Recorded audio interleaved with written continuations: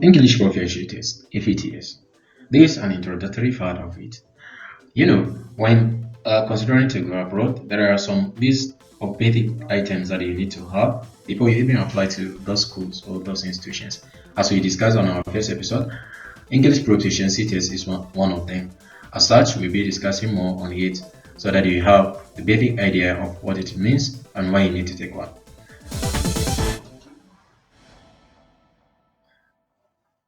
What is EFT?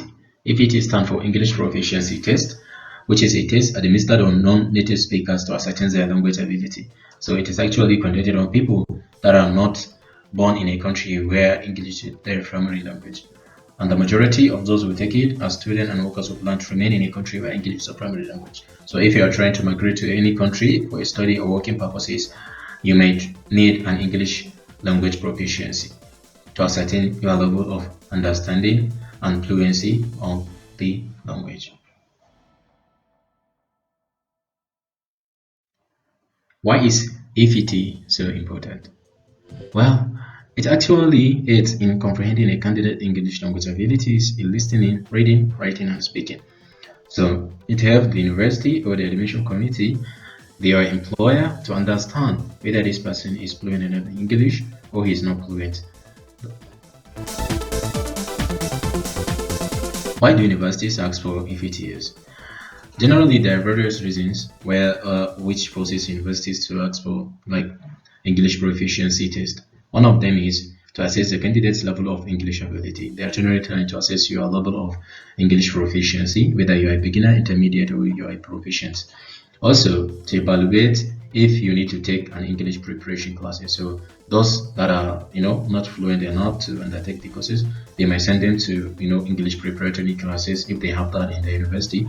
Also, to ascertain your ability to carry out the program or research. So if you are going for a research program, this will tell them whether you will be able to write your thesis in English, write your papers, or you will not be able to. And if you are going for your program, this will tell them whether you will be able to comprehend what you will be discussing in classes and all that. So this is why the university usually asks for this.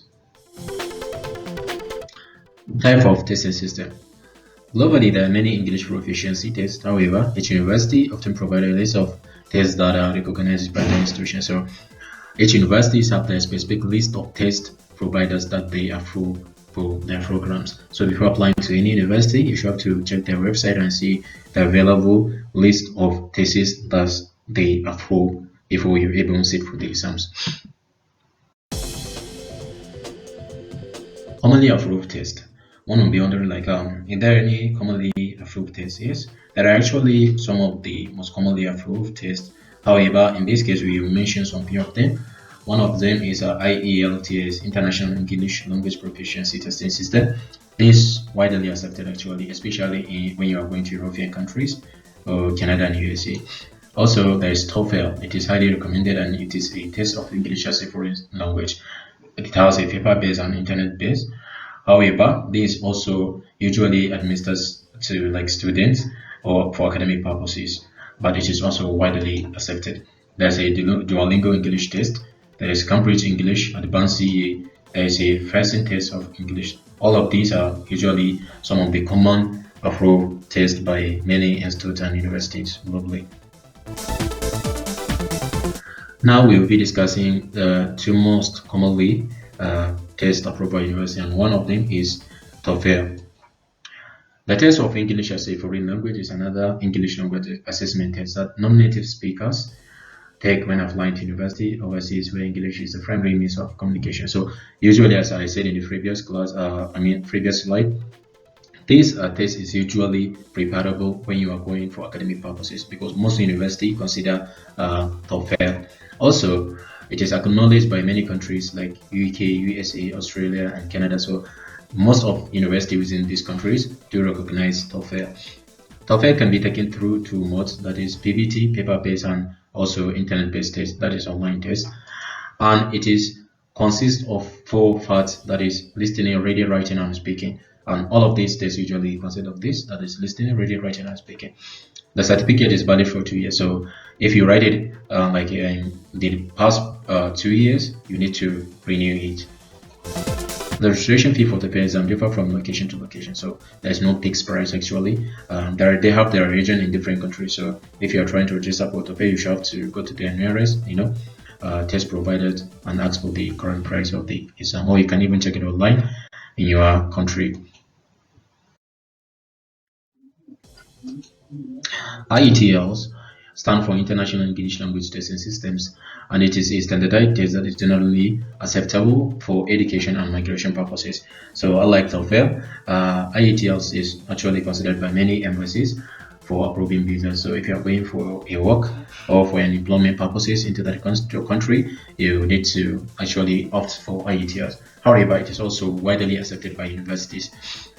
There are two categories under IELTS. It has academic and general.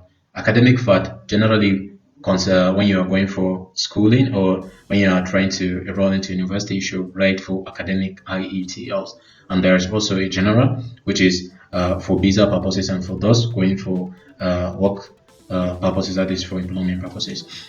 The IELTS can be taken online and offline. Like TOEFL, it can also be taken online and in offline mode.